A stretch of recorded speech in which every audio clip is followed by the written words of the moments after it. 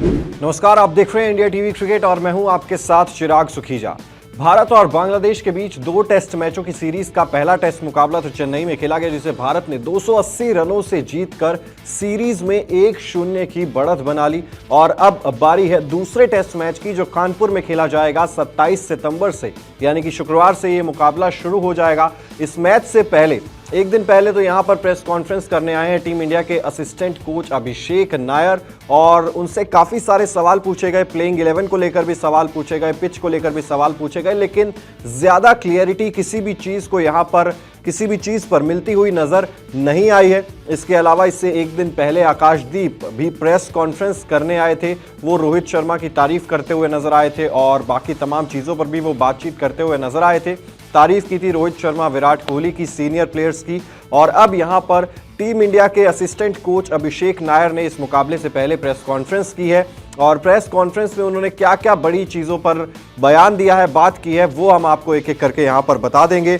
सबसे पहले पूछा गया था कि टीम में किस तरीके का कम्युनिकेशन है, तो उन्होंने कहा कि टीम में कम्युनिकेशन बिल्कुल साफ है, अच्छा है, क्लियर मैसेजेस मिल रहे हैं और हर कोई एक दूसरे से बात कर रहा है। इसके अलावा उन्होंने कहा कि भारतीय टीम का हिस्सा होना मेरे लिए बहुत बड़ी बात है। और जो उनसे पूछा गया कि यंगस्टर्स के बारे में, जैसे सरफराज खान, ध्रुव जुरेल, इनके बारे में आप क्या कहेंगे, उन्होंने कहा कि हर किसी को अपनी बारी का इंतजार करना पड़ता है और बिना समय आए किसी को भी चांस नहीं मिलता है, तो यंगस्टर्स को अभी थोड़ा सा यहाँ पर इंतजार करना पड़ेगा।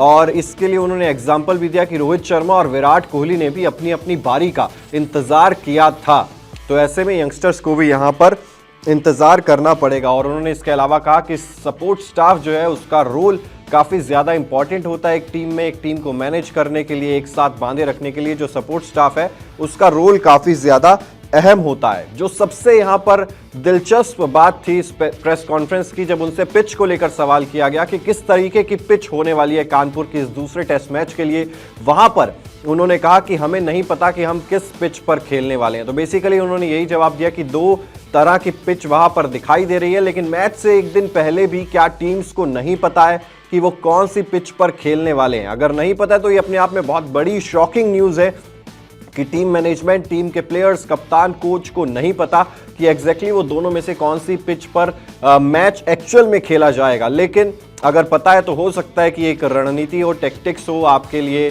कुछ स्ट्रेटेजी हो कि आप अभी ज़्यादा कुछ पिच पर बात नहीं करना चाहते हैं, और वो एक तरीके से थोड़ा सा सरप्राइजिंग एलिमेंट भी हो सकता है सामने वाली विरोधी टीम के लिए। तो ये भी टैक्टिक हो सकता है, लेकिन ये थोड़ा सा शॉकिंग लगता है कि मैच से एक दिन पहले भी कोचेज और कप्तान को नहीं पता कि पिच कैसी रहने वाली है। हालांकि पिच क्यूरेटर का इस पर बयान जरूर आया था कि पिच कैसी होने वाली है। उन्होंने यही कहा था कि पहले 2 दिन ज्यादा मदद नहीं मिलेगी स्पिनर्स को, 2 दिन के बाद वो थोड़ी बहुत मदद मिलनी शुरू होगी, फिर चौथे 5वें दिन स्पिनर्स को यहाँ पर अच्छी खासी मदद मिलेगी। टिपिकल कानपुर वाली विकेट नहीं होने वाली है जहां पर स्पिनर्स को पहले दिन से ही मदद मिलती है। ये कहना था पिच क्यूरेटर का, जो head pitch curator Shiv Kumar है, उनका ये बयान आया था। एक्चुअल में मैच से 2 दिन पहले ये बयान निकलकर सामने आ गया था, लेकिन फिलहाल यहाँ पर अभिषेक नायर ने पिच को लेकर कुछ साफ नहीं कहा है। उन्हें नहीं पता कि पिच कौन सी पिच पर हम लोग खेलने वाले हैं। और इसके अलावा उन्होंने कहा कि कंडीशंस जो होती हैं उसका काफ़ी इंपॉर्टेंट रोल रहता है, किस तरीके की कंडीशंस में आप खेल रहे हैं, उसी से ही मैच का डिसीजन और मैच की स्ट्रेटेजी, यानी कि सब कुछ उसी से ही डिसाइड होता है। इसके अलावा कुलदीप यादव क्या खेलते हुए नजर आएंगे या नहीं आएंगे, इस चीज़ का जवाब उन्होंने नहीं दिया है। प्लेइंग 11 को लेकर भी कोई उन्होंने तस्वीर जो है वो साफ नहीं की है कि प्लेइंग 11 में क्या कुछ चेंजेस हमें देखने को मिलेंगे, नहीं मिलेंगे, और वो चेंजेस अगर होंगे तो क्या चेंजेस होंगे, तो इसको लेकर भी उन्होंने कुछ साफ जवाब यहाँ पर नहीं दिया है। केएल राहुल को लेकर उनसे सवाल पूछा गया था, केएल राहुल के बारे में आपका क्या मानना है? तो जो कप्तान रोहित शर्मा ने सीरीज से पहले कहा था कि केएल राहुल एक बहुत अच्छे खिलाड़ी हैं, वो वापसी करेंगे, तो यही सब कुछ यहाँ पर अभिषेक नायर भी कहते हुए नजर आए। बेसिकली कॉपी पेस्ट एक तरीके से कर दिया कि केएल राहुल वापसी करेंगे, वो एक बड़े प्लेयर हैं, उन्हें पता है कि वो किस तरीके से अपने क्रिकेट को आगे बढ़ाएंगे, और केएल राहुल खेल को अच्छे से समझते हैं।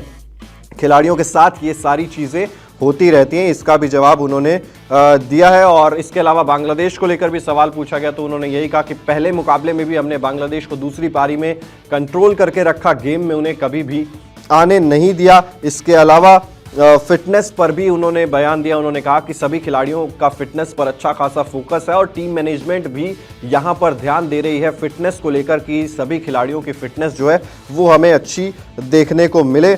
और इसके अलावा एक और चीज थी, यशस्वी जायसवाल, शुभमन गिल और ऋषभ पंत, इन तीनों के बारे में भी उन्होंने एक बड़ा बयान दिया। उन्होंने कहा है कि यशस्वी, शुभमन गिल और ऋषभ पंत अब सीनियर खिलाड़ियों की कैटेगरी में है। इनको आप जूनियर खिलाड़ी मत समझिए, ये अब सीनियर कैटेगरी के खिलाड़ियों में आते हैं और हर युवा खिलाड़ी इस टीम का कप्तानी का अनुभव भी जानता है।